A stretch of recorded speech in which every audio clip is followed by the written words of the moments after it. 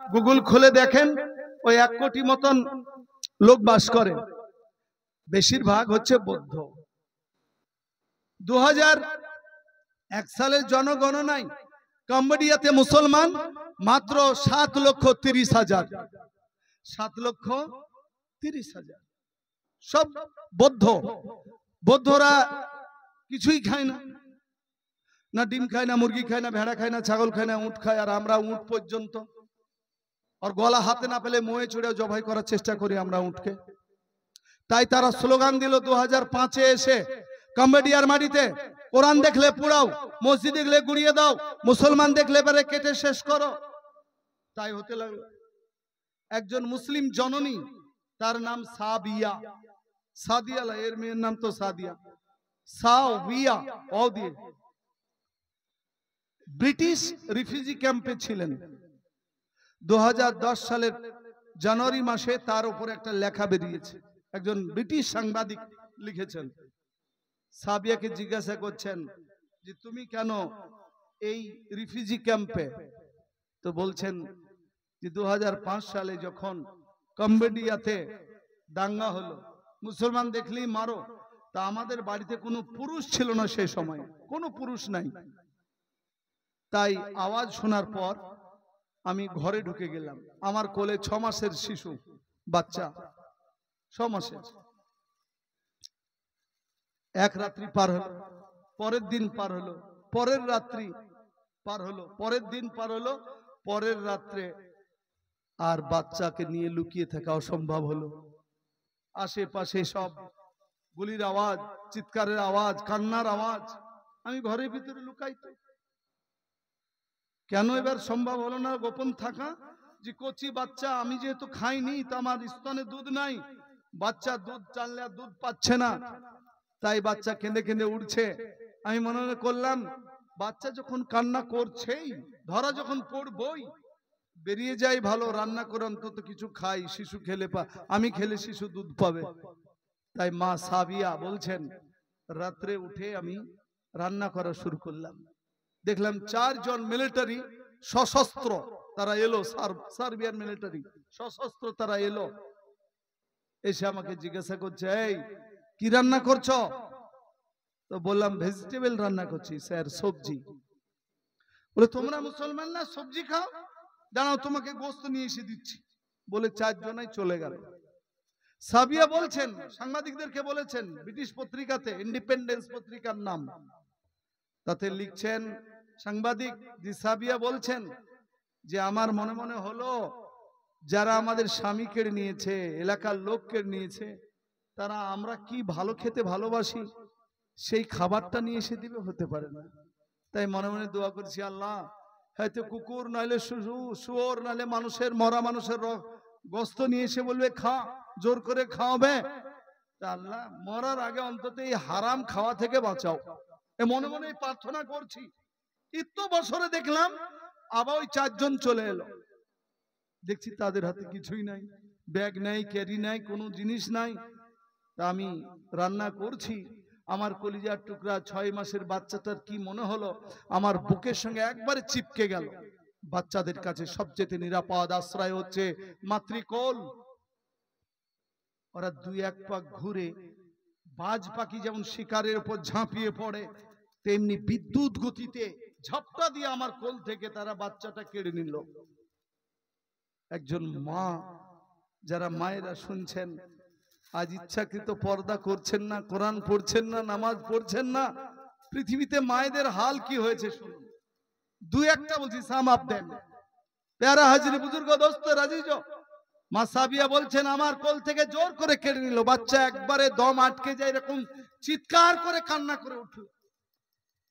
তারা আমার সামনেই আমার বাচ্চাটাকে মাটিতে রেখে একটা চাকু বের করে শাঁট করে গলায় চালিয়ে দিল। এত বিদ্যুৎ গতিতে চালালো, বাচ্চাটার আমার আ করা পর্যন্ত সময় হয়নি, তাতেই ক্ষান্ত হয়নি। তার কচি বাচ্চার ওই পার হাতের মাংস কেটে আমার ওই সবজির উত্তপ্ত হাঁড়িতে দিয়ে বলল, এই লাও তোমাকে মাংস দিয়ে গেলাম, এবার আরাম করে খেও। আজ আমরা বাদলাঙ্গি বেতদা অঞ্চলের লোক চাপড়া থানা, নদিয়া জেলা, পশ্চিমবঙ্গের রাজ্য, ভারতের। কেউ বলতে পারবো যে আমাদের নসিবে এরকম ঘটেছে? প্যারা হাজির, আমি মনে করি আল্লাহ পৃথিবীতে কোনো মানুষের যেন এরকম দুর্দিন না দেখতে হয়, বলুন আল্লাহুম্মা আমিন। আমি 2018 সালের নভেম্বর মাসে 16 কি 17 নভেম্বরে আমি ফিরে আসছি বর্ধমান থেকে জালসা করে। তা আমি ফিরলেই আমার যা মোবাইল আছে বা ল্যাপটপ আছে তাতে খবর শোনার চেষ্টা করি পৃথিবীর বিশেষ চ্যানেলগুলির সিস্টেম রয়েছে। তো মনে হলো একটু রেঙ্গুন, তখন গোলমাল চলছে বেশি, দেখি তো দেখছি একটি মুসলিম মা বোরকা পরে আর কোলে একটা ঘাড়ে ছেলে নিয়ে হাঁটছে। ছেলে বা মেয়ে ওটা বুঝতে পারছি না, কোলে একটা এরকম ঘাড়ে নিয়ে হাঁটছে।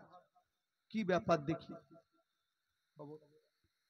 খবরে দেখাচ্ছে যে মেয়েটা কিছু দূর যাওয়ার পরই বারমুডা পরা কতগুলি শয়তান তারপর ঝাপটে পড়লো। প্রথমে মাথার নেকাবটা, স্কার্ফটাকে ছিনিয়ে নিল, তারপর হাতের বোরকা টোরকা টেনে ছিঁড়ে, সালোয়ার কামিজ সব ছিঁড়ে বিবস্ত্র হয়ে গেল। বাচ্চাটা কখন পড়ে গেল। তারা তাদের মতন করে তাদের জৈবিক ইচ্ছা খিদা নিবারণের জন্য মুসলিম জননীর সঙ্গে দুর্ব্যবহার করলো। মনে হচ্ছে লাশ পড়ে আছে, অজ্ঞান বা মারা গেছে তাই মনে হচ্ছে। কিছুক্ষণ পরে এক শয়তান নিষ্ঠুর এলো, তার হাতে ধারালো অস্ত্র দেখানো হলো যে ধারালো অস্ত্র দিয়ে মনে করছি যে জবাই করে দেবে, তাও একটা ভালো হতো, যাক শহীদ হইল। কিন্তু মুসলিম জননীর একটা স্তনকে এত জোরে মারলো, একটা স্তন কেটে দিল। তখন বুঝতে পারলাম যে বেঁচে আছে। ছটপট ছটপট করে ঘুরলো, কয়েক পাক দিল, জায়গাটা রক্তাক্ত হলো, অসাড় হয়ে গেল। কিছুক্ষণ পরে গলায় চালালো, মারা গেল। এ পর্যন্ত তাও পারলাম। তারপরে পৃথিবীর লোককে বার্তা দিতে চাইলো, বাদলাঙ্গির মা বোনেরা যারা জালসায় এসেছেন তাদেরকেও কিছু বলতে চাইলো। তারপরে দেখছি ওরা সবাই চলে গেছে, ভেবেছে বাচ্চাটা মরে গেছে আর ইও মরে গেছে। কিন্তু বাচ্চাটা অ্যাকচুয়ালি পড়ে অজ্ঞান হয়েছিল, মরেনি। জ্ঞান যখন ফিরেছে, এদিক ওদিক তাকিয়েও তো হাঁটতে পারে না, হামাগুড়ি দিয়ে আর মৃত মায়ের কাছে গিয়ে এদিক ওদিক চেষ্টা করে মায়ের বুকে চড়েছে। বাচ্চাদের কাজ কেউ তো আর জানে না, আমার মা জীবনের মতন শেষ, মা আর কোনোদিন আমাকে আর আদর করবে না জানে না। ওই কচি বাচ্চাটা তার মৃতা মায়ের বাকি একটা স্তনে মুখ দিয়ে বারবার দুধ পাওয়ার চেষ্টা করছে, পৃথিবীকে কিছু বলতে চাইছে। আজ ভারতের মাটিতে আছে, এটা একটা স্বয়ংসম্পূর্ণ দেশ, এখান থেকে কিছু বলার নাই সেখানে, কিন্তু শিক্ষা নেওয়ার আছে। আজ বাদলাঙ্গির মায়েরা বোনেরা যদি মনে করেন যে ওটা একটা বোরকাওয়ালা মেয়ে ছিল, আমাদের দেশে আমাদের বোরকা পরার আইন আছে, আমাদের নামাজ পড়ার আইন আছে।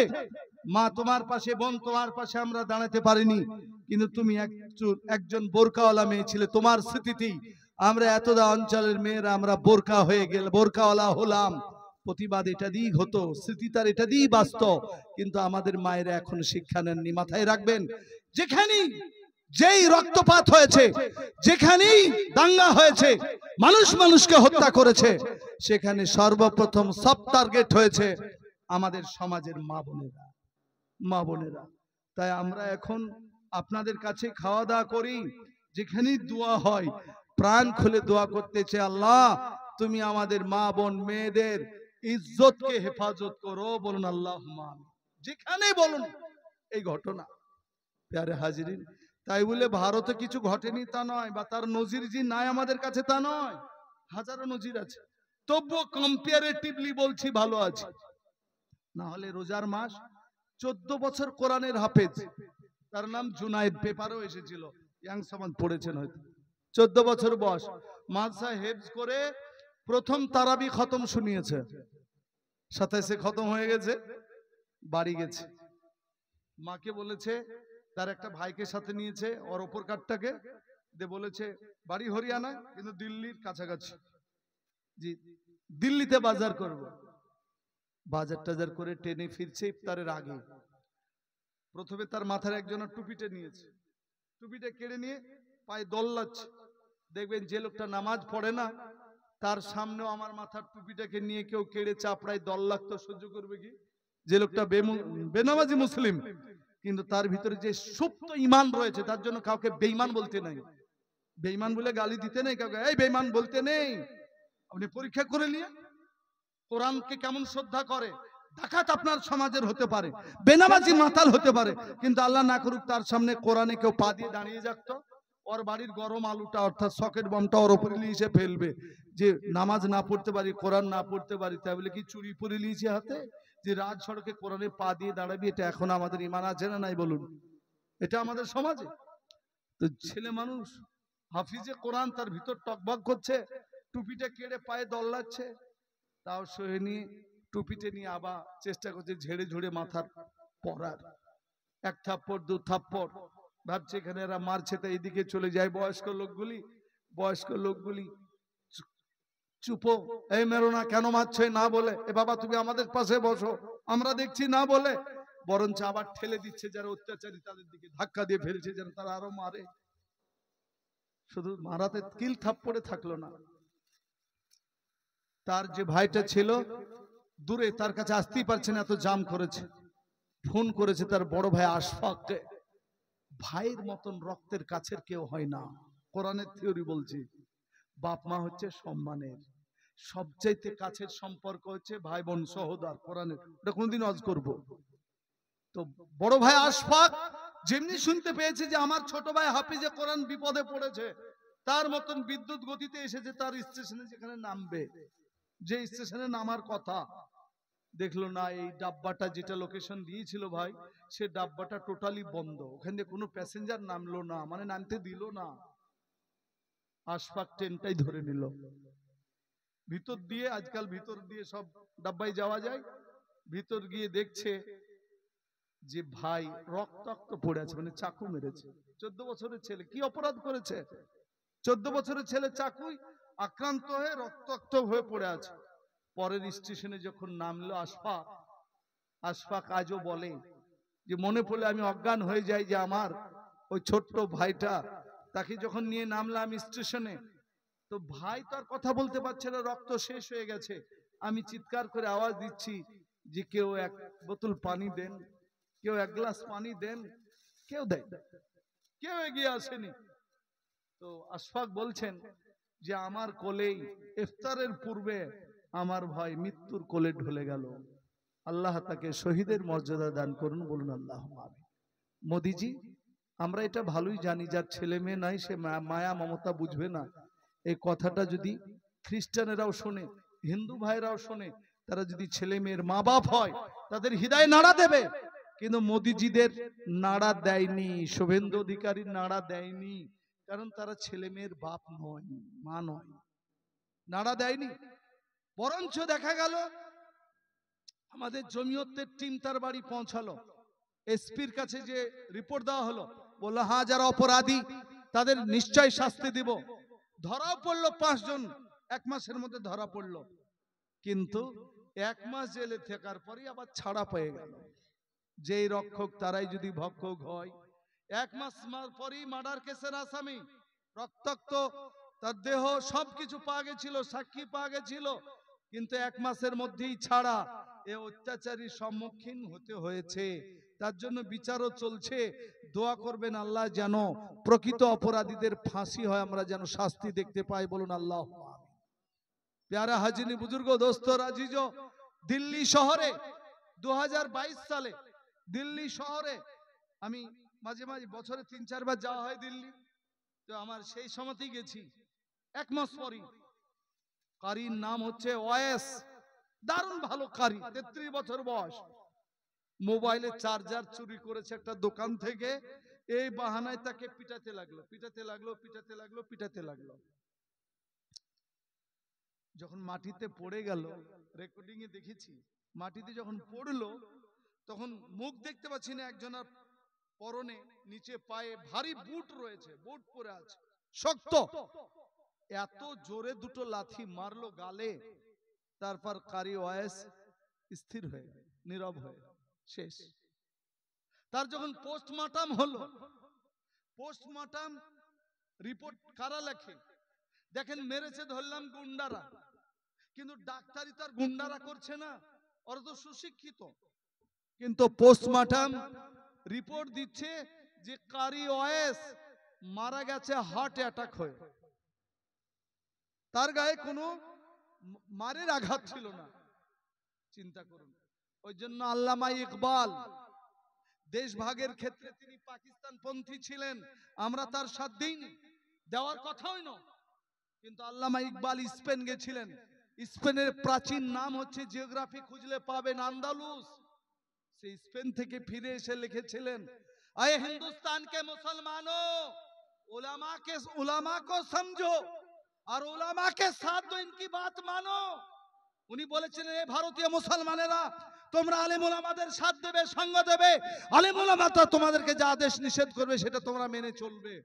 যদি না করো তা আগামী দিনে তোমাদের অবস্থা স্পেনের মতন হবে। বাস স্ট্যান্ডে তোমাদের কেউ পিটাই করবে, রিক্সাওয়ালা চাইবে, রিক্সাওয়ালা আমাকে তাড়াতাড়ি এখান থেকে নিয়ে চলো, রিক্সাওয়ালা তোমাকে সাথ দেবে না। থানায় যাবে, পুলিশ বন্ধু আমাকে বাঁচাও, পুলিশ তোমার সাথ দিবে না। কোর্টে যাবে, উকিল ভাইরা আমারও একটা কেস করো, পাবে না। তার নজির তো আমরা ওয়েসকে দিয়ে দেখলাম।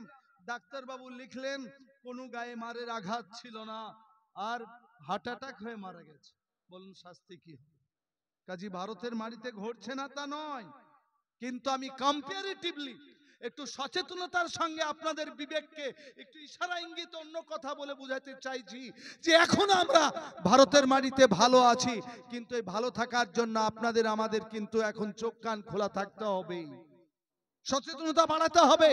আমাদের যারা বুদ্ধিজীবী সুশিক্ষিত ভাইরা রয়েছেন তাদের মনের কথা আমি একটা এই বাজারে বলছি টাটকা কথা, তারাকে রাস্তায় নামতে হতো কমের জন্য, জাতির জন্য।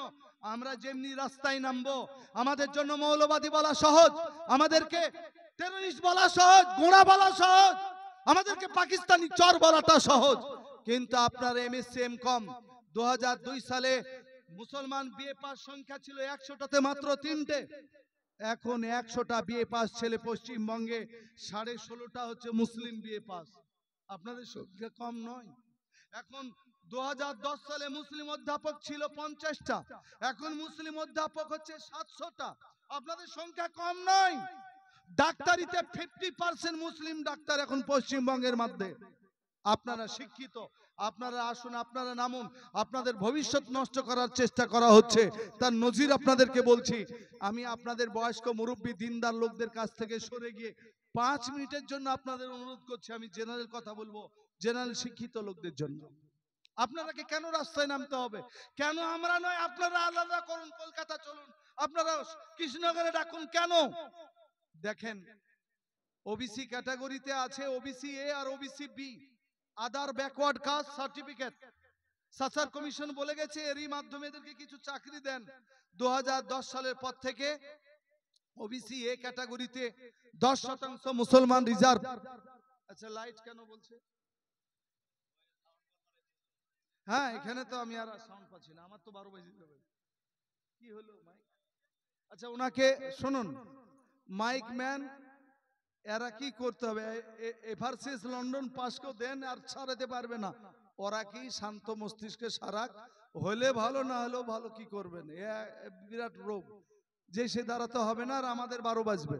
তো শুনুন, 2010 সালের পর ওবিসি এ ক্যাটাগরিতে 10% চাকরি রিজার্ভ, ওবিসি বি তে 7% রিজার্ভ।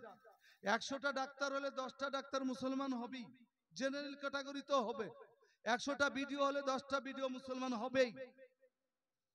কিন্তু কিছুদিন আগে পশ্চিমবঙ্গে সুশিক্ষিত মুসলিম ছেলেরা, মনে রাখবেন, আত্মদ্বীপ, আত্মদ্বীপ নামে একটা সংগঠন হয়েছে। পশ্চিমবঙ্গের রেজিস্ট্রেশন পেয়েছে, দিল্লির রেজিস্ট্রেশনও পেয়েছে। এরা কলকাতা হাইকোর্টে কেস করেছে, শুভেন্দু অধিকারীরা, আত্মদ্বীপকে নাম দিয়ে। মাননীয় অনারেবল জাজ, আমাদের রাজ্যে রাজ্য সরকার মুসলমানদেরকে বেশি বেশি চাকরি দিয়ে দিচ্ছে ওবিসি ক্যাটাগরিতে, তাই আমরা এর প্রতিবাদ জানাচ্ছি। আমরা চাকরি পাচ্ছি না। জাজরা তো বুঝতে পারলেন তারা নিজের বাপের খেয়ে পড়াশোনা করা লোক, আমাদের মতন তো পরের খেয়ে পড়েনি, তাই 5 রকমের বুদ্ধি কমই থাকে সময়ে। এনারা এনাদের কথাটা শুনে 2024 গত মে মাসের 22 তারিখে, মনে রাখেন ডেট, গত মে মাস তারিখ 22 রায় দিয়েছে যে 2010 সালের পরে যে সমস্ত ওবিসি সার্টিফিকেট আছে সব সার্টিফিকেট বাতিল। আচ্ছা, এই সার্টিফিকেট গুলি কি আমরা পেয়েছি, মৌলভী সাহেবেরা পেয়েছে না ওরা চাকরি করবে, না মসজিদের ইমামেরা ওবিসি ক্যাটাগরিতে ইমামতি করছে? এগুলিতে এমএসসি এমকম বিএসসি বিকম এর ছেলেরা, এরা চাকরি করবে পুলিশেতে ইত্যাদি ইত্যাদিতে। Certificate cancel. কত জনার সার্টিফিকেট গেল? 5 লাখ সার্টিফিকেট বাদ গেল। আর লেখা হলো রায়ে যে যারা চাকরি করছে তাদের কোনো ক্ষতি হবে না, লেখা হলো। কিন্তু কিছুদিন, এই 1 মাস হলো, আবার নতুন করে হাইকোর্টের রায় মানে কেস ফাইল করেছে যে যাদের সার্টিফিকেট অবৈধ তাদের চাকরি কি করে বৈধ হতে পারে, তাই বেতন সুদ সহ ফেরত দেওয়ার জন্য অনুরোধ করছি বলে আবার শুভেন্দু অধিকারীরা কেস করেছে। তাই যুব সমাজকে বলতে চাইছি, আপনারা নামুন, কেস বুঝুন। আমরা নাজমুল হক আপনাদের বাড়িতে খাওয়া লোক বলে আমরা দিল্লিতে গিয়ে সুপ্রিম কোর্টে কেস করে এসেছি। পশ্চিমবঙ্গ থেকে আমি নাজমুল হক তার পিটিশনার, তার দোয়া করবেন যেন কেসটা জিতি, আমাদের ছেলেরা উচ্চ লেখাপড়া ভালো চাকরি পাওয়ার রিজার্ভেশনের যেন সুযোগ পায়। আল্লাহ আমাদেরকে জিতার তৌফিক দান করুন, সকলে বলি আল্লাহুম্মা আমিন। কিন্তু আমাদের যুব সমাজকে বলতে চাই, শিক্ষিত ভাই বোনদেরকে বলতে চাই যে আপনারা নামুন রাস্তায়। যারা রাস্তায় দাঁড়িয়ে রয়েছেন সামনে চলে আসুন না, মেলা জায়গা আছে, ডান বাম দিয়ে আসুন। কেমন লাগছে? আপনারা চীনের প্রাচীর দিয়ে সামনেটা ঘিরে নিয়েছেন, আর যদি না বসেন তো বুঝবো যে আপনাদের প্যান্ট এত একেবারে স্কিন টাইট যে বসতেই পারবেন না। তাই আপনারা বসছেন না, একটু কাইন্ডলি বসে যান, প্লিজ টেক সিট। আপনারা দয়া করে বসুন। তাই ভারতের মাটিতে আমরা শান্তিতে আছি আলহামদুলিল্লাহ, কিন্তু আমাদের মাঝে সমস্যাও আছে। এই যে আমাদের মধ্যে ওদের মতন কেন অত্যাচার জুলুম করতে পারে না? আমাদের দেশে আলেম ওলামাদের অনেক অবদান রয়েছে। মনে করবেন 1857 সাল সিপাহী বিদ্রোহ বলে আপনারা শুনেছেন। দিল্লিতে আমাদের আলেম ওলামা এবং দ্বিতীয় বাহাদুর শাহ হেরে গেলেন যুদ্ধে ইংরেজদের সঙ্গে। সঙ্গে সঙ্গে আলেম ওলামাদেরকে অনেক বন্দী করেছেন, অনেক আলেম ওলামা বন্দী জেলে। ইংরেজেরা ফাঁসি দিচ্ছে, কাউকে গিলোটিনে মারছে, ইত্যাদি শাস্তি চলছে। ইংরেজ একজন গোয়েন্দা বিভাগের প্রধান, তার নাম আপনার মিস্টার টমসন, তিনি তার গোয়েন্দা ডায়েরিতে লিখেছেন যে আমি দিল্লিতে আছি, কিছু পুড়ার গন্ধ পাচ্ছি, কিছু পুড়ছে তার গন্ধ। সে গন্ধ শুনে আমার মনে হলো কিসের এত দুর্গন্ধ আসছে। তা আমি তো ইংরেজ, আমার তো অত ভয় নাই। আমি দেখছি একটা বড় প্রাচীরের ওই দিক থেকে গন্ধ আসছে। তা আমি পাঁচির টপকে ভিতরে গেলাম, গিয়ে দেখছি বড় এরিয়া, বড় বড় কড়াই আগুনে উত্তপ্ত, তাতে ডালনা দেওয়া আছে, তেল দেওয়া আছে, টকবক করে ফুটছে। তা আমার মনে হলো এরা ফির কি করছে এখানে কড়াইয়ে? যে দেখছি একজন ইংরেজ অফিসার বসে আছে চেয়ারে, ওর হাতে কাগজের লিস্ট আছে। তা আমিও তার কাছে বসলাম, আমিও একজন অফিসার, কিন্তু এই শাস্তি চলছে আমার জানা ছিল না, আমার ছিল গোয়েন্দা বিভাগের দায়িত্ব। তা আমি তার লিস্টটা নিলাম, দেখলাম যতজনের নাম লেখা আছে সবারই নামের শুরুতে লেখা আছে মৌলানা, মৌলানা, মৌলানা, সব মৌলানা। দেখলাম 3 জন মৌলানাকে নিয়ে আসলো। 3 জন मौलाना की जिज्ञासा करला है, मुल्ला आप लोग बताओ, तुम लोग बताओ कि जंग आजादी में शरीक थे या नहीं।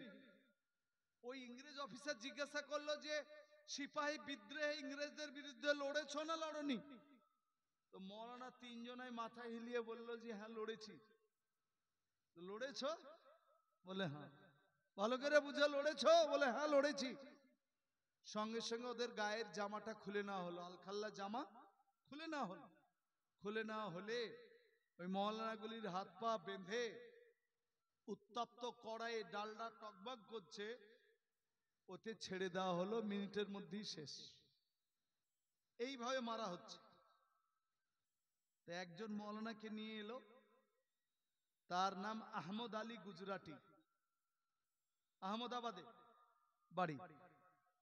তো ইংরেজ অফিসার বলছেন, উইলিয়াম মিস্টার টমসন বলছেন যে যে অফিসার দায়িত্বে আছে প্রাণদণ্ডে দণ্ডিত করার দায়িত্বে, ওই মৌলানাকে দেখি বলছে আমিও হতবাক, এত সুন্দর চেহারা, একবারে ঝলক, গ্ল্যামারেবল পারসন, এক একটা লোকের উপস্থিতি মনে হয় না যে একটা লোক এসেছে, দেখে আমিও হতবাক, এত সুন্দর লোক। তাকে দেখেই আমার সতীর্থ অফিসার দাঁড়িয়ে গেল, বলল স্যার আপনি আমার স্যার, आप मेरा স্যার হ্যাঁ, টিচার হ্যাঁ। তো মৌলানা আহমদ আলী বলছেন কি করে, কোথায় পড়েছো বাবা তুমি? তো বলছে আহমদাবাদে উর্দু মিডিয়াম স্কুলে উর্দু শিখার জন্য পড়েছিলাম, আপনি টিচার ছিলেন। বলে হ্যাঁ আমি আহমদাবাদ গুজরাটে আমি টিচার ছিলাম। বলে স্যার আপনার কাছে বিনীত নিবেদন, এই তিনজন অফিসার আছে আরো, এরা আমাকে প্রাণদণ্ডে দণ্ডিত করবে আপনাকে যদি ছেড়ে দিই, এরা যে বলবে আমার ঊর্ধ্বতন কর্তৃপক্ষকে, তাই আপনাকে একান্ত অনুরোধ করছি, আপনাকে একটা প্রশ্ন করা হবে, খালি আপনি না বলবেন, না যদি উচ্চারণই না করেন তো অন্তত মাথা নাড়িয়ে নাটা বুঝাবেন, মাথা নাড়াবেন। তো বলছে কি বলতে হবে বাবা, কি প্রশ্ন? বলে 1857 সালের ইংরেজদের বিরুদ্ধে যে আন্দোলন হলো, লড়াই হলো, যুদ্ধ হলো, এই যুদ্ধে আপনি শরীক ছিলেন? বলেছিলাম। তা আপনি বলবেন যে ছিলাম না। আপনি যদি মুখে উচ্চারণ করতে অসুবিধা মনে করেন তো মাথা নাড়াবেন যে আমি ছিলাম না, আপনাকে বাঁচিয়ে নেওয়ার দায়িত্ব আমার। আপনার আমি ইংরেজ হলো, আমি আপনার স্টুডেন্ট, আপনার সাগরিদ, আপনার আমি শিষ্য ছাত্র, আপনি আমার স্যার, আপনি আমার পণ্ডিত, আপনি আমার গুরু মহাশয়। স্যার একটু এই সুযোগটা আমাকে দেন। বলে ঠিক আছে চলো। এবার অফিসারদের সামনে যখন জিজ্ঞাসা করা হচ্ছে তখন বলছেন মৌলানা আহমদ আলী সাহেব শুনেন, আল্লাহ জি কোরআনে বলেছেন ইন্নামা ইয়াখশাল্লাহ মিন ইবাদিহিল উলামা, প্রকৃত আলেমেরাই আল্লাহকে ভয় করে তার বান্দা সমূহের মধ্যে। তার নজির এটা কোরআনে আছে, তখন সত্য হবেই। দালিকাল কিতাবুল লা রাইবা ফীহি হুদাল লিল মুত্তাকিন, this is the Holi Quran and it is guidance line those who fear to Allah without doubt। এই কোরআনে কোনো সন্দেহের অবকাশ নেই, যা বলা হয়েছে সব সত্য, মুত্তাকিদের জন্য পথ প্রদর্শক। সেই কোরআনে আল্লাহ বলেছেন যে আলেমেরা আল্লাহকে প্রকৃত ভয় করে।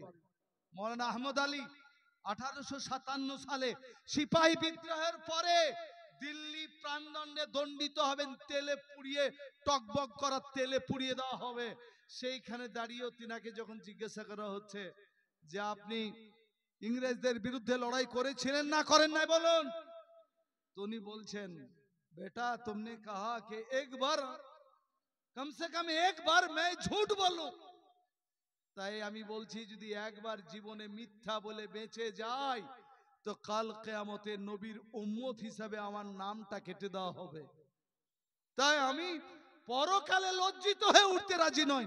তোমরা এই কালে মরতে একবারই হবে, তোমরা মেরে দাও। ইংরেজদের বিরুদ্ধে লড়েছি, আরো যদি বেঁচে থাকি মারতে দাম তাক এই ইংরেজদের বেঈমানের বিরুদ্ধে লড়েই যাব, বলুন সুবহানাল্লাহ। এই ছিল আমাদের আলেম ওলামারা, দমে যান নাই, তাদের উত্তরসূরি ওলামা সম্প্রদায়। কাজী যেখানেই আজকে মোদিজি 2024 সালের আগস্ট মাসে পার্লামেন্টে বিল নিয়ে এসেছেন, ওয়াকফ ইউনিফাইড ওয়াকফ ম্যানেজমেন্ট অ্যাক্ট, অর্থাৎ ওয়াকফ সংশোধনী বিল। মাথায় রাখবেন পৃথিবীর মানচিত্রে যেখানে মুসলমান আছে, আমি বলেছি শুরুতেই, there is no fish is living without water. কোন মাছ যেমন পানি ছাড়া অচল হয়ে থাকে, পানি ছাড়া বাঁচে না, পানি ছাড়া তার জিন্দেগি ভালো চলে না, তো মুসলমানদের মসজিদ মক্তব খানকা এছাড়া মুসলমান চলে না। তাই পৃথিবীতে মুসলমান যেখানেই বাস করে সেখানেই তার মসজিদ মাদ্রাসা মক্তব খানকা আছে এবং বীরত্ব সম্পত্তি আছে, কবরস্থান রয়েছে, এগুলি সব ওয়াকফ সম্পত্তি। কিন্তু আমাদের মোদিজি এরা ঠান্ডা ঘরে বসে দেখলো মুসলমানরা সুশিক্ষিত হয়েছে, বুদ্ধিজীবী হয়েছে, কোর্ট কাছারি করছে, আমরা এদের জমিকে আর যেমন তেমন করে ভোগ করতে পারবো না। ইংরেজ থাকাকালীন 1913 সালে আইন করেছিল ওয়াকফ আইন, তাও আমাদের জমি বাঁচানোর জন্য যথেষ্ট ছিল না। কংগ্রেস ক্ষমতায় আসার পর, দেশ স্বাধীন হওয়ার পরে 1954 সালে ওয়াকফ আইন করা হয় এবং সেখানে আইনে বলা হয় যে ওয়াকফ সম্পত্তিটা মুসলমানদের ঈমান ইয়াকিনের সম্পত্তি, ধর্ম বিশেষজ্ঞ হতে হবে। তাই লেখা হয় যে জমিয়ত করে এরকম আলেমেরা ওয়াকফ আইনের একজন সদস্য থাকবে 20 জনের মধ্যে। 1954 সালের আইন। 1993 সালে আবার একটা ওয়াকফের আইন হয়, আরেকটু মজবুত হয়। 2013 সালে ডক্টর মনমোহন সিং চলে যাওয়ার আগে একটা আইন করে দিয়ে গেলেন যে ওয়াকফ সম্পত্তি যদি 700 বছরের পুরানো হয়, অ্যাবভ 1000 ইয়ার্স এগো, 1000 বছরের যদি কেউ জবরদখল করে নেয়, যে ওয়াকফ জমি 1000 বছর ধরে কেউ জবরদস্তি করে খায়, তো সেখানে আইনে বলা হয়েছে ওই জমি মুসলমানদেরকে ফেরত দিতে হবে। জোরে বলুন আলহামদুলিল্লাহ। অর্থাৎ মসজিদের জমি, মাদ্রাসার জমি, কবরস্থানের জমি একে ভেস্ট করে দিলে ভেস্ট করা হবে না, এটা ওয়াকফের সম্পত্তি হবে। আইনে বলা হলো সেন্ট্রাল ওয়াকফ কমিটিতে 20 জন সদস্য থাকবে, 20 জনাই মুসলমান থাকবে, যেহেতু মুসলমানদের জমি। মন্ত্রী যে জিতে হবে সে মন্ত্রী থাকবে, আর তার প্রিয় যে কোনো দলের জাতির হতে পারে, কিন্তু 20 জন সদস্য 20টা মুসলিম হবে। রাজ্য ওয়াকফ বোর্ডে যজন সদস্য হবে সব মুসলমান হবে, এটা লেখা আছে 2013 সালের আইনে। কিন্তু মোদিজি দেখলেন এত আইন মজবুত আছে, এ আইনে 37 জায়গাতে রেল লাইন অথবা রেল স্টেশন মুসলমানদের ওয়াকফ জমির উপরে রয়েছে, কাজী মুসলমানরা কেস করলে তার ভাড়া দিতে হবে। কলকাতা রাজভবনে 100 বিঘা জমি, 100 বিঘা, তার ভাড়া দেয় মাত্র 500 টাকা। মুসলমানরা সুপ্রিম কোর্ট করলে এর ন্যায্য ভাড়া দিতে হবে। টাকশাল রয়েছে বেহালাতে, মুসলমানরা কেস করলে দখল দিতে হবে। নানা জায়গায় বড় বড় শিল্পপতিদের জমি এবং কলকারখানা মুসলমানদের ওয়াকফ সম্পত্তিতে রয়েছে, কাজে এগুলি ফেরত দিতে হবে। তাই জুবুথুবু করে ঠান্ডা ঘরে বসে আইন তৈরি করে বিল পেশ করলো পার্লামেন্টে 2024 সালের আগস্ট মাসে। হিন্দু, মুসলমান, শিখ, ইসাই, বিজেপি বা তার সমর্থক দল ছাড়া সবাই ঝাঁপিয়ে পড়লো, এই আইন মানছি না, মানবো না, মানছি না, মানবো না, প্রতিবাদ করলো। তাই ওই আইনটা পাস করাতে পারেনি। জেসিপি অর্থাৎ জয়েন্ট পার্লামেন্টারি, জেপিসি জয়েন্ট পার্লামেন্টারি কমিটিতে রয়েছে 31 জন সদস্য রয়েছে। আমাদের পশ্চিমবঙ্গ থেকে কল্যাণ বন্দ্যোপাধ্যায় রয়েছে, একজন টিএমসির এমপি, লড়াই করে খুব। আমাদের 2-1 জন আলেম ওলামা রয়েছে, একজন নাদবি মাওলানা আলেমও রয়েছেন। প্যারা হাজরিন, কিন্তু মনে হচ্ছে তাও চালাকি করে পাশ করার চেষ্টা করবে। এ আইন যদি পাশ হয়ে যায় তো মুসলমানদের জমির মালিকানা মুসলমানদের আর থাকবে না, মসজিদের মালিকানা মনে হলেই থাকবে না। কেন থাকবে না? 2-4টা শোনেন। এতদিন কোন মসজিদকে কেউ যদি বলতো এই মসজিদটা আমাদের জায়গায়, তাহলে ওয়াকফ বোর্ডে যে মেম্বার মুসলমান রয়েছে তারা ট্রাইব্যুনাল করে যে রায় দিবে সেটাই রায়, সেটাই চরম সিদ্ধান্ত, সেটাই কোর্টকে মেনে নিতে হবে। ওই জন্য সুপ্রিম কোর্ট 1990 সালে রায় দিয়েছে বাবরি মসজিদ ছাড়া ভারতবর্ষের মাটিতে যেখানে 1947 সালে স্বাধীনতার সময় 15 আগস্ট যে মসজিদ যেখানে ছিল সেখানেই থাকবে, ওই মসজিদে আর কোন রকমের হস্তক্ষেপ চলবে না। জোরে বলুন আলহামদুলিল্লাহ। কিসের রায়? সুপ্রিম কোর্টের 1990 সালের রায়। তাহলে এখন দেখা যাচ্ছে সাম্বালের মসজিদে বলছে মসজিদের তলায় মূর্তি আছে, মথুরায় বলছে শিব শুতে আছে মসজিদের তলায়, সব দেবদেবীগুলি আমাদের মসজিদের তলাতেই শুতে আছে। নিয়ত যার খারাপ হয়, the action will be judged according to intention। আল্লাহর কাছে প্রকৃত মূল্যায়ন হয় মানুষের ইন্টেনশন কি, নিয়ত কি। এদের নিয়ত হচ্ছে আমরা ক্ষমতায় আছি, আমরা পার্লামেন্টে আছি, আমরা 56 ইঞ্চিওয়ালা, আমরা সংখ্যা গরিষ্ঠ, কাজে আমরা আইন পাস করে জবুথবু করে ভারতবর্ষের মাটিতে প্রায় 10 লক্ষ একর মুসলমানদের জমি রয়েছে ওয়াকফ সম্পত্তি, এগুলিকে করায়ত্ত করব। তাই তারা আইনে নতুন নিয়ে এসেছে, কোন ওয়াকফ সম্পত্তি যদি দাবি করা হয় মসজিদটা কাদের দেওয়া, বলে আব্দুল জব্বার দিয়েছিল, কাগজ দিয়ে প্রমাণ করতে হবে। বলুন যেই মসজিদটার বয়স 700 বছর, 700 বছরের আগে কি করে কাগজে লেখা পাওয়া যাবে বলুন তো? এরকম লাইন ছিল কাগজে লেখার? বলুন ছিল না। আবার তারপরে দ্বিতীয় আইন বলছে কোন মুসলমান যদি বলে, কেউ যদি দাবি করে এই ওয়াকফ জমিটা অমুক দিয়েছে, আগেকার নিয়ম ছিল যে যে এলাকার জমিদারি প্রথা অনুসারে রাজা ছিল, সেই রাজা মুসলমানদেরকে মসজিদ করার জায়গা দিত, সেই রাজা হিন্দু ভাইদেরকে মন্দির করার জায়গা দিত, সেই রাজা খ্রিস্টানদেরকে চার্চ করার জায়গা দিত, মুসলমানদের কবরস্থানের জায়গা দিত, হিন্দু ভাইদের শ্মশানের জায়গা দিত। রাজার দায়িত্ব ছিল এটা। কাজে অনেক মসজিদ পাওয়া যাবে ভারতে রাজারা জায়গা দিয়েছেন, আবার অনেক বাদশা পাবেন যারা মন্দির করার জন্য মুসলমান নবাবেরা জায়গা দিয়েছেন। পাবেন না পাবেন না বলুন? আপনি মুর্শিদাবাদে আসুন, কাটরা জামে মসজিদ রয়েছে, কাটরা মসজিদ যেটা বড়, কাটরা মসজিদের পাশে মন্দিরটা আছে কিনা তাই বলুন। মনে হবে যে মন্দিরের জায়গায় মসজিদ আছে, না মসজিদের জায়গায় মন্দির আছে, কি মনে হবে দেখে? কাজে এটা নিয়ম ছিল, যারা রাজা তারা মুসলমানদের দিত, যারা মুসলমান নবাব হিন্দু ভাইদেরকে দিত। এরা এবার আইন করছে, কেউ যদি মুসলমানদের মসজিদ, মাদ্রাসা, কবরস্থান, খানকা, তবলিগ, জমিয়ত বা পীরত্ব সম্পত্তি দিয়ে থাকে, তো বাই আমল বাই ইউজার 5 বছর তাকে বা আমল প্র্যাকটিস মুসলমান হতে হবে। অর্থাৎ যদি দেবেন্দ্রনাথ রয়, আপনাদের কৃষ্ণনগর রাজার নাম কি গো? কৃষ্ণচন্দ্র রায়, কৃষ্ণচন্দ্র মহাশয়, তিনি যে জায়গাটা দিয়েছেন, তো তিনি তো বা আমল মুসলমান ছিলেন না, কাজে সেই জায়গাটা আর অকাপের রইবে না। আরে অকাপের রইবে না মানে কিসের রইবে না বুঝতে পেরেছেন? মসজিদের আর জায়গাটা থাকবে না। এই রকম ভাবে আইন নতুন নতুন করেছে। আবার এটা বলেছে নাম্বার 3, যদি কোনো অকাপ জায়গা নিয়ে গোলমাল হয়, কোনো চলতে চলতে শুভেন্দু অধিকারী মনে হলো না খোদা মসজিদটা কলকাতার, এটা আমার বাপের, আমার বাপের এটা জমি, তো এতদিন নিয়ম ছিল তোমার বাপের হলে দাবি করো, অকাপ বোর্ডে গিয়ে ট্রাইব্যুনাল রায় দিবে। এখন বলছে না, শুভেন্দু অধিকারী যদি দাবি করে এটা আমার বাপের জায়গায় মসজিদ, ডিএম এর কাছে যে অভিযোগ করবে, ডিএম যদি বুঝে সুঝে বলে দেয় একবার যে এটা মসজিদটা শুভেন্দু অধিকারীর বাপের জায়গাতেই, তাহলে আর মুসলমানদের কিছু করার থাকবে না, এটা মেনে নিতে হবে। বলুন ভারতবর্ষের ডিএমদের প্রতি আস্থা রাখা যেতে পারে বলে মনে হচ্ছে আপনাদের? সুপ্রিম কোর্টের রায় বলছি, সুপ্রিম কোর্টের রায়, সুপ্রিম কোর্ট বাবরি মসজিদকে নিয়ে রায় দিয়েছে 3টে। নাম্বার 1, বাবরি মসজিদ কোন মন্দির ভেঙে হয় নাই। জিতেছেন না আপনারা, হেরেছেন তাই বলুন? বাবরি মসজিদ কোন মন্দির ভেঙে হয় নাই। 1949 সালে বাবরি মসজিদের ভিতরে রামলালা মাটি থেকে ফেড়ে উঠে নাই, বাইরে থেকে রামলালার মূর্তি কেউ ঢুকিয়ে দিয়েছিল।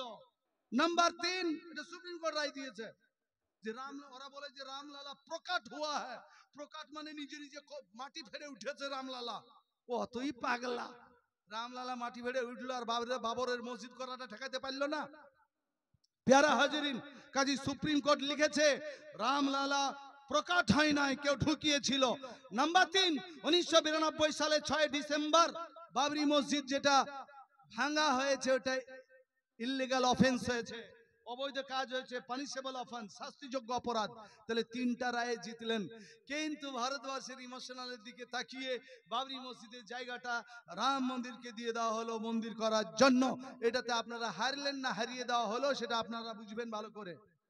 অনেক সময় রেফারি বুঝলেন বা আম্পায়ার হাউজার এমন করে চিল্লাইলো আর পীরকে আম্পায়ার আঙ্গুল তুললি শেষ, আঙ্গুল তার নামবে না। তো এটা মনে করেন যে সুপ্রিম কোর্ট 4 নম্বরে 3 বার হাউস দ্যাট বলেছে, কিন্তু আমাদের দিকেই রায় গেছে। 4 বেলায় ব্যাপারটা সামলাতে পারেনি, আঙ্গুল তুলে দিয়েছে। তাই আপনারা, আমরা কোর্টে হারিনি, আমাদেরকে হারানো হয়েছে। কাজী এরা মাঝে মাঝে এই কৌশল করে মোদিজি আসার পর থেকে 2014 পর থেকে ভারতবর্ষের মাটিতে আমরা যে হিন্দু মুসলমান কাঁধে কাঁধ মিলিয়ে চলতাম, হিন্দুর দোকান মুসলমানরা চা খায়, আজও কলকাতায় গেলে ভালো হোটেল পরিষ্কার পরিচ্ছন্ন খুঁজে বেড়াই, কাগজে লেখা দেখি না এটা হিন্দুর হোটেল না মুসলমানের হোটেল। আমরা স্কুল কলেজে পড়তে গেলে হিন্দু শিক্ষক মুসলমানকে পড়াই, মুসলমান শিক্ষক হিন্দুদেরকে পড়াই, আমরা এত মিলজুলি ভাবে চলছিলাম। কিন্তু দুর্ভাগ্য, এরা আসার পরে দিলীপ ঘোষ, শুভেন্দু অধিকারী রাত দিন 7 দিন হিন্দু মুসলমান করে আমাদের মধ্যে বিভেদ তৈরি করতে চাই। আপনাকে আমাকে প্রতিজ্ঞা করতে হবে, ভারতবর্ষের মাটিতে 10, পশ্চিমবঙ্গের মাটিতে 10 কোটি লোক, 3 কোটি আমরা মুসলমান রয়েছি। আমরা প্রতিজ্ঞা করব যে আমরা কারো উটকো আর তাদের কারো উস্কানিতে পায়ে পা দিব না, কারো জালে পা দেব না। আমরা হিন্দু মুসলমান কাঁধে কাঁধ মিলিয়েই ভারতবর্ষের মাটিতে সম্প্রীতি প্রতিষ্ঠা করার চেষ্টা করব বলেন ইনশাআল্লাহ। তাতে কোনো মুসলমান যদি, আমি নাজমুল হক মনে করি আমার গ্রামে এক ঘরও হিন্দু নেই, আমার গ্রামে ধরুন যদি 5 ঘর হিন্দু থাকে, গোটা গ্রামে যদি কালী পূজা লাইট জ্বালাই, তো আমাদের কি নামাজের অসুবিধা হয়? জ্বালাও তোমার লাইট, জ্বালাও তোমার মাইক, গান বাজনা করো, কোনো যায় আসে না। আমরা তো এইভাবেই চলছি। তেমনি দেখা যাচ্ছে অনেক জায়গায় মুসলমান, এখানে একটা গ্রাম আছে হাকিকাতনগর না কি নাম আছে না, গুংরা যেতে ডান দিকে, গ্রামটার নাম কি গো? খালি ঘোষ, কিন্তু মুসলমান নামে আছে একটা, রাজীপুর। হ্যাঁ হ্যাঁ, নামটা লাগবে মুসলিম, কিন্তু দেয়ার ইজ নো মুসলিম, সব ঘোষ বাস করে। আবার আমাদের এলাকায় আছে ভগবান গোলা, কিন্তু 87% হচ্ছে মুসলিম, নাম হচ্ছে ভগবান গোলা, কিন্তু 87% মুসলিম। কাজী প্যারা হাজির বুজুর্গ দোস্ত রাজিজো, আমরা কানে কান মিলিয়ে এইভাবে চলছিলাম। আপনারা হয়তো রুকমানুর রহমানকে এমএলএ পেয়েছেন, ভালো পেয়েছেন না মন্দ পেয়েছেন সেটা আপনাদের ব্যাপার, কিন্তু আমাদের জেলাতে মুর্শিদাবাদ আপনার 70 এবাব মুসলিম বাস করে। একটা সময় গেছে টিএমসির সভাপতি হিন্দু, কংগ্রেসের সভাপতি অধীর বাবু, সিপিএম এর সেক্রেটারি হচ্ছে নিপেন চৌধুরী। আমরা সবাই মুসলমান লাঠিলে দৌড়ে বেড়াচ্ছি এক একটা দলের জন্য। কোনদিন বলেনি যে হিন্দু নেতা এদেরকে মানছি না, মানবো না, আমরা বরঞ্চ তাদেরকে বড় নেতা করে নিয়ে বেড়াচ্ছিলাম। এবার দেখা যাচ্ছে 3টা এমপি মুসলমান হয়ে গেছে, একটা খলিলুর রহমান, একটা আবু তাহের খান, আর একটা ইউসুফ পাঠান, 3জনেই মুসলিম। তো কতগুলি লোকের যেন আমাশা পায়খানা হয়ে গেছে, রোজ হাঁকছে, 6বার 9বার করে পায়খানা করছে, এই মুসলমান হলো কেন, ওই অমুক হলো কেন। মোদিজি পর্যন্ত বিরক্ত হচ্ছে, উঠছে আর বসছে। কাজী প্যারা হাজির বুজুর্গ দোস্ত রাজিজ, আপনাদের আমাদের কথা কত বনে চলা ফিরাতে উঠা বসাতে প্রতিজ্ঞা করতে হবে, মারতে দাম তাক যতই খরচ হোক আমরা লেখাপড়া শিখবো, ছেলে মেয়েদেরকে লেখাপড়া করাবো, আমরা সুশিক্ষিত সমাজ গড়ব। আর 2 নম্বর আমরা প্রতিজ্ঞা করে নিই যে কোনো মতেই নবীর সুন্নতের সঙ্গে আপোষ করব না, মারতে দম তাক নবীর সুন্নতকে জিন্দা করব বলুন ইনশাআল্লাহ। আর নাম্বার 4 3 যে আমরা হিন্দু মুসলমান সম্প্রীতি প্রতিষ্ঠিত করব। তাহলে 56 ইঞ্চি বডি হোক বা 112 ইঞ্চি বডি হোক বা টাকলু বাবু হোক বা যোগীজি উত্তরপ্রদেশের যোগী হোক, সুপ্রিম কোর্ট কেমন ঝাঁটা মেরেছে দেখেন। একমাত্র উত্তরপ্রদেশ আইন পাস করেছিল বিধানসভাতে আর ত্রিপুরাতে যে মাদ্রাসা অবৈধ, মাদ্রাসা বন্ধ, মাদ্রাসা বোর্ড চলবে না। আমরা আলেম ওলামারা সুপ্রিম কোর্টে কেস করলাম, 750টা মাদ্রাসা রয়েছে, মাদ্রাসা অবৈধতার মানে সংবিধান মেনে মাদ্রাসা করা হয়েছে। সংবিধানে লেখা আছে 1 of 30-তে যে all minorities whether based on religion or language shall have the right to establish their educational center of their choice। নিশ্চয় চয়েস মানেটা জানতে পারলেন, এডুকেশনাল সেন্টার বুঝতে পারছেন, শিক্ষা প্রতিষ্ঠান সংখ্যালঘুরা যারা সংখ্যায় সংখ্যালঘু বা ভাষার দিক দিয়ে সংখ্যালঘু, তাদের পছন্দ মতন শিক্ষা প্রতিষ্ঠান করবে, কেউ কাউকে বাধা দিতে পারবে না, এটা আইনে বলা হলো, সংবিধানে বলা হলো। কিন্তু উত্তরপ্রদেশে আর ত্রিপুরাতে বিজেপি গভর্নমেন্ট এরা আইন পাস করে দিল মাদ্রাসা অবৈধ। এলাহাবাদ হাইকোর্ট রায় দিল মাদ্রাসা অবৈধ, এদের ছেলেগুলি যতগুলি পড়াশোনা করে হাই স্কুলে ভর্তি করতে হবে, রায় দিল। কিন্তু আমাদের আলেম ওলামা সুপ্রিম কোর্টে কেস চালালেন, কেস চালাতে চালাতে গত মাসে নভেম্বরে সুপ্রিম কোর্ট রায় দিয়েছে। সুপ্রিম কোর্ট রায়ে বলেছে যে এলাহাবাদ যে হাইকোর্ট রায় দিয়েছে বা উত্তরপ্রদেশের বিধানসভা বা ত্রিপুরার বিধানসভায় যে আইন পাস করিয়েছে যে আমাদের দেশে মাদ্রাসা চলতে পারে না, ওই রায়কে আর ওই আইনকে বাতিল বলে গণ্য করা হলো। বলো নারায়ে তাকবীর।